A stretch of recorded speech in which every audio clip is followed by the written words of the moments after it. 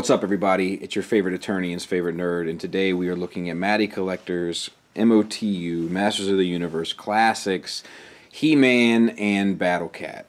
And I have mixed feelings on this, more so than almost anything else in my collection, but we're going to get into it. We're going to go into He-Man, then we're going to go into Battlecat, and then we'll talk about them together, okay? Okay, so this is the He-Man figure, and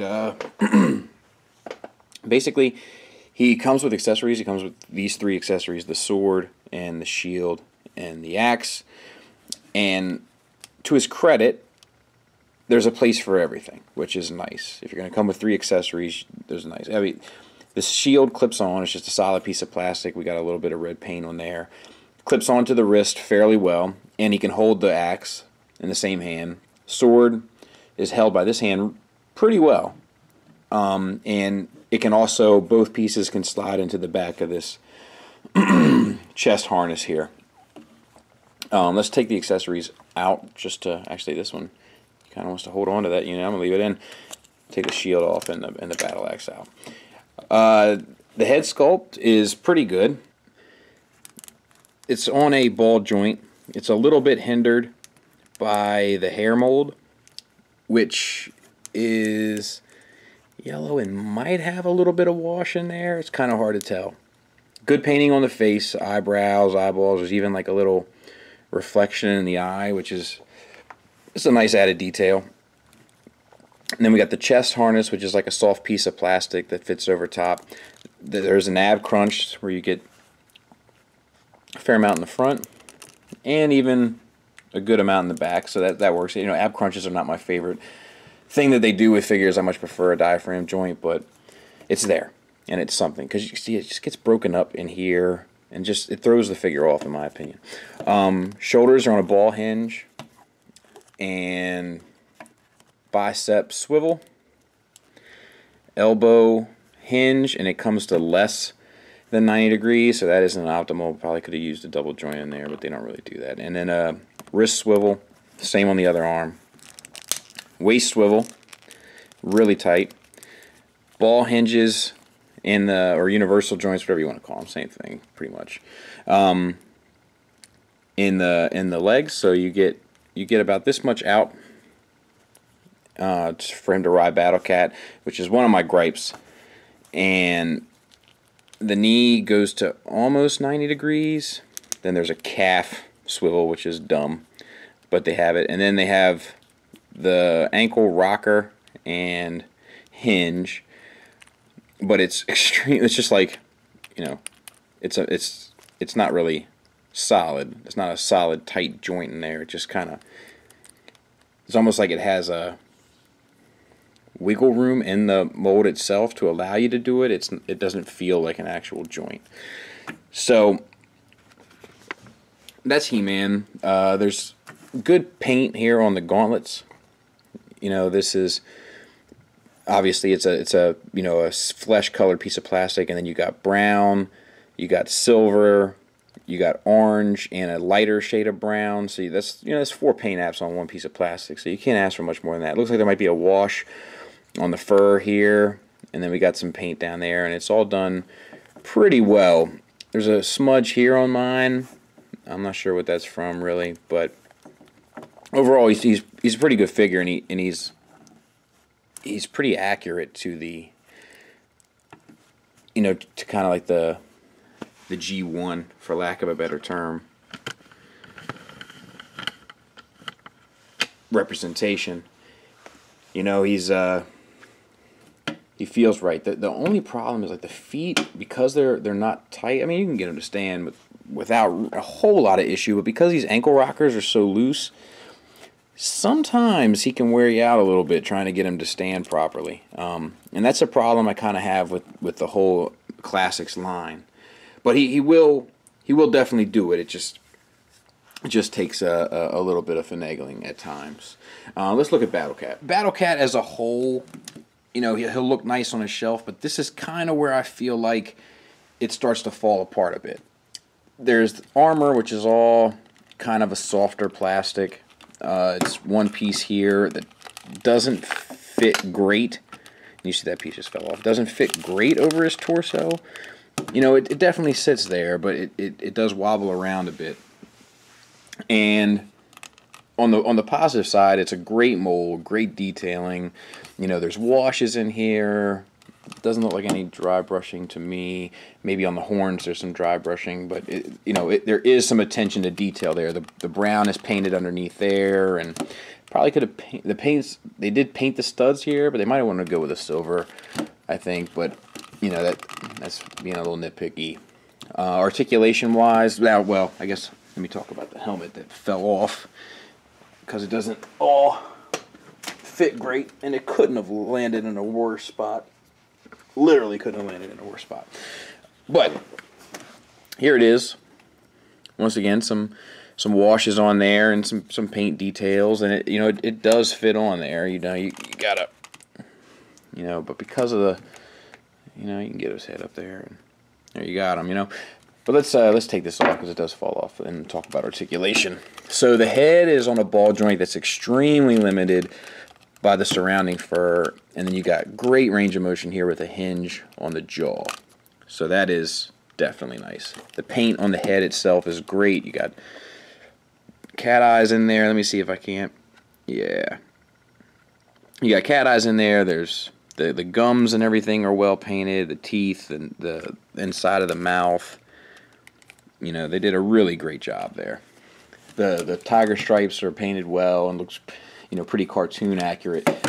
Where the saddle fits on, see, it's taken off some of my paint there, the yellow or the orange, which is a little irritating.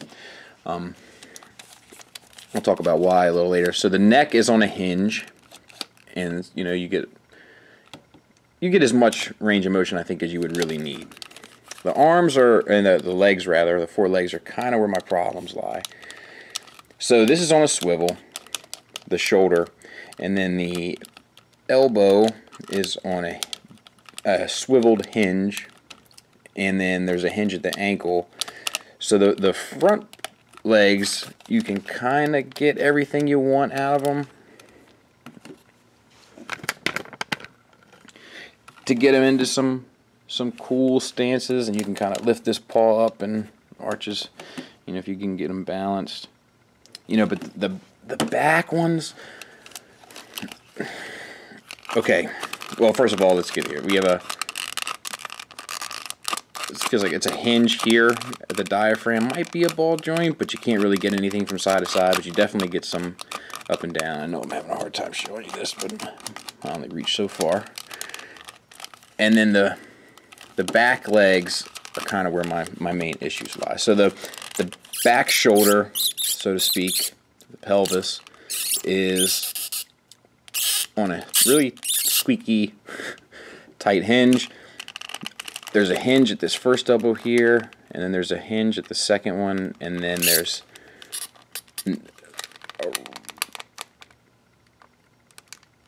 an ankle hinge, but it's so tight I can't even get it. I wonder if this one's any better.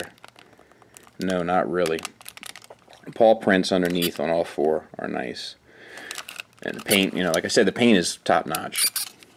But you can't really, because the hinge is so tight there, it's hard to get his back legs into a position that doesn't look goofy. You can do it, and if I lube it up, hey now, I probably can get something out of it. But I tend to always have his legs back, and it's just like working with what I got kind of thing. And then the tail is hinged as well, which is a nice added bonus. I don't know how useful it is, but it's a nice added bonus. And you can get this, that piece off, so you just have the cringer. It would have been nice if you had like an alternate head or something, because he doesn't look too cringer-esque. He looks still pretty BA. But the option is there. So that's a pretty nice unit overall. My main problem is the stiffness in here, and kind of how this area starts to look once it's articulated out of that position. The real trouble in paradise, it should also be noted, you can unpeg this soft plastic belt strap to take the harness or the saddle off. But because it's a soft plastic, sometimes it's hard to get the peg to go in quite right. So I usually just slide it off the back legs if I'm going to show somebody or something. But the real trouble in paradise, in my opinion, is getting this fella to ride on him and have it not look goofy. And my advice is to get him in this position first and drop him in. And then you get something that looks the most presentable. But it still doesn't look entirely natural. But it definitely looks presentable from most angles. That's not bad, right? There's just some gaps in here and along in there where it doesn't look like he's really seated on it. Like, it doesn't have the weight. It looks like early CGI. Like in, I don't know, a movie that had CGI early in it. Jurassic Park, or, you know, where it just doesn't have the full weight in there. But it is presentable. The problem is, if you don't know the figure well and you just go to sit him in, without like getting his legs and everything in a good position, he looks really goofy. And then when you go to adjust it, the saddle will start moving because it's not a tight fit. The helmet will fall off, and you've got a big problem on your hands. So what I like to do is get him, you know, there, and then that looks much more natural to me. He also doesn't stay on really well. You know, if he takes a shelf dive or something, he's pretty much done. And you see me, it even caused this peg to fall out, like this soft plastic peg to fall out, like I was talking about. So that's just some of the problems with the figure. I mean, look, can you imagine if you had to ride something and it was this difficult?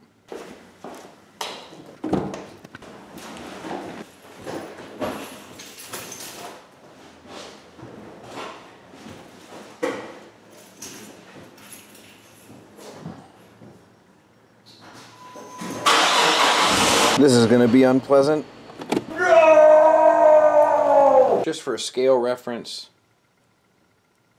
there he is next to Skeletor and She-Ra. So he fits perfectly. And for the Battlecat reference, I mean, they share pretty much, I think, the same mold. I could look a little closer, but for the most part, so, you know, they... Now he's crouched down, he's standing a bit more up, but it's going to fit perfectly, you know, to have them both riding together. So for my final thoughts, here it is. The plastic's great, the paint is great, the overall execution is cool. What's really awesome about the MOTU figures, the classics, is that I'm not a huge He-Man fan. I mean, I like He-Man. I liked it as a kid, but I'm not like a huge He-Man fan. But getting a classics He-Man figure at 30-something, I'm 33, it feels the same way as getting a Masters of the Universe figure when you were 5. Like, it feels perfectly updated for your age. Like, yeah, this is the same one I had as a kid, until you see the ones that you had as a kid, and you're like, oh, no, wait, this is much different. The problem with these figures comes down to price point, because it's through the Collectors Club, right? I don't have a subscription to it, and these figures end up being like 30 plus a figure. Like, I think He-Man was, you know, 30-something, and Battlecat was like 50-something, and on the aftermarket it's like 60-something. I picked up my buddy one for his birthday, and it was like $65 for a Battlecat in box. It's just not worth that much money. It's not. I always get my classics figures through Matty Collector on like a Black Friday or a spring cleaning sale, and I got Battlecat for $30 and I got He-Man for $20. And that, I feel 100% satisfied with my purchase. So if you can get them in that price range, you'll feel 100% satisfied as well. If you're a huge He-Man fan, you'll feel satisfied at the full retail price. Retail being Matty Collector only, because it's exclusive through them, right? I do like the Matty Collector way of doing business, that they're kind of doing that for the adult fans. I tip my hat to them. I wish Transformers would take that same lead. I wish Marvel Legends would take that same lead, but it's neither here nor there. I like what they're doing. It's a solid unit. the price is kind of dependent on your connection to those characters. So I will see you Friday with my thoughts on Amazing Spider-Man Part 2. So thanks for listening. Thanks for watching. Till next time, take care.